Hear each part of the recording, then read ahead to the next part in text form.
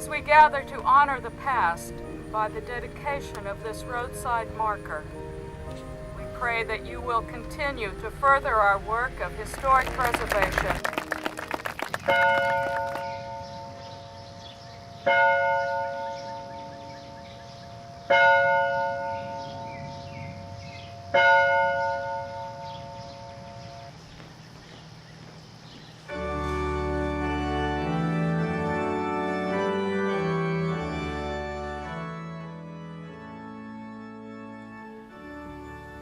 When Elk Run was founded in the 1740s as a chapel of ease, it was within Hamilton Parish.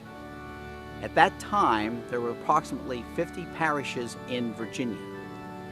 Each parish answered to the commissar of the church, who was an advocate in the colonies for the Bishop of London, who was appointed by King George. My name is Ed Dandar, and I am the chairman of the Elk Run Church Site Preservation Committee, and it's been in existence since 1999.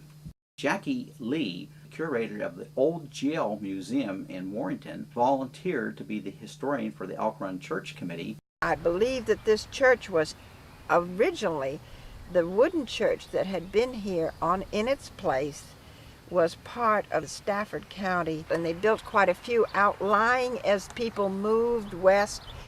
Prior to the Revolutionary War, each of the parishes in Virginia had a parish tax, and this put a hardship on a number of the farmers in the area at that time, principally farming tobacco. The Revolution came. Nobody wanted to have an Anglican church because it was part of England. They didn't want that. Baptists and other religious sects came into this county, and Bishop Meade, who was the Bishop of Virginia at the time, rode by this road here, saw the church, and said it was in ruins, and this was about 1811. During our first year of the archaeological dig in 2000, we had over 80 volunteers contributing nearly 1,500 hours. We had 2 Boy Scout troops and a 4-H club, and a graduate student working on an archaeological degree. The purpose of archaeological research is to find out what people did in the past, and a lot of what they did is recorded in the soil and in architectural remains and other remains in the soil. Dr. John Edens is our volunteer archaeologist, and he works full-time doing this kind of work and lives nearby in Warrenton and volunteered to provide us technical guidance and assistance. It's very important to establish a mapping system. You establish a grid, a Cartesian coordinate system that you lay down over the site. You drive stakes in the ground, you number them a certain way so that you can then map all the things you find. I volunteered without any previous experience, and I did digging, screening, sorting, cleaning, pretty much everything else. What I did at Elk Run was mostly troweling, which is where we dig layer by layer to find or see different artifacts that might be left by the church. All the soil is taken to the screens and screened through it. We want to recover all the artifacts associated with the church, and there are also some prehistoric artifacts we've been coming up with as well. I found an arrowhead. I just found a piece of glass here in the dirt that I'm sifting, and we bag everything we find, label it, and put the unit where we found it. This is an example of how the artifacts are stored. At the end of each season, all of the artifacts that were discovered and uncovered were cleaned and sorted and stored. We were always looking for the gold crucifix or something like that. And the closest we came to was a quarter of a piece of thing in a broken pot. It's a stoneware, and it has an incised pattern, and it's filled with a cobalt decoration. You found out what kind of trading routes they had, which I find very interesting. Like some of the pottery came from a place in Germany. I found that extremely cool. Like it really shows all the artifacts mean something, even the nails. They were used to help nail up the lath that the plaster was applied to the interior walls. They were also used in the construction of other wooden aspects of the church.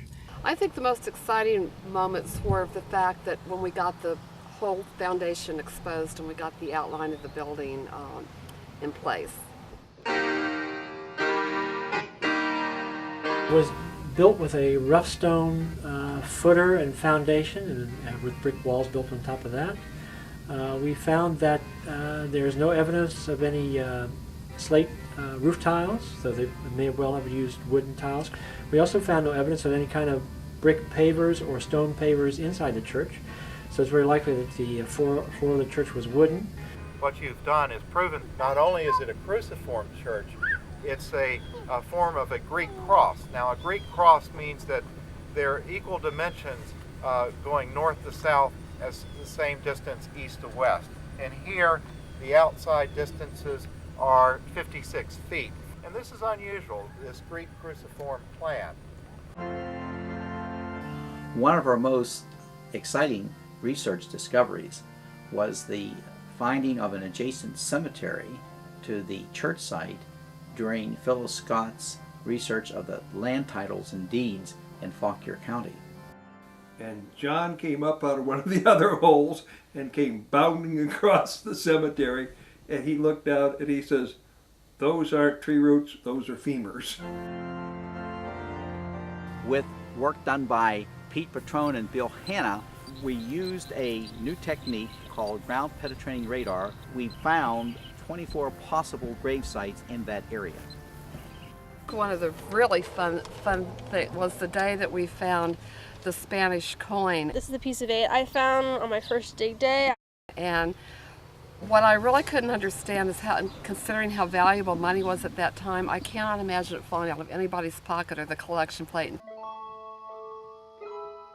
It was inspirational to me that so many people had wanted to become involved. And so you get a much broader picture of who lives here, how they came to be here, and therefore you feel a greater sense of community from knowing the history of those around you. My husband had a personal interest in it. His fourth great-grandfather used to own the land at one time, and then he was also a member of the church here.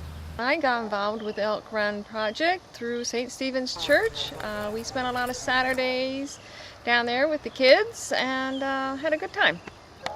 And it's thanks to all these people's effort here and many more that we can now bring back Elk Run into the history of colonial churches in America.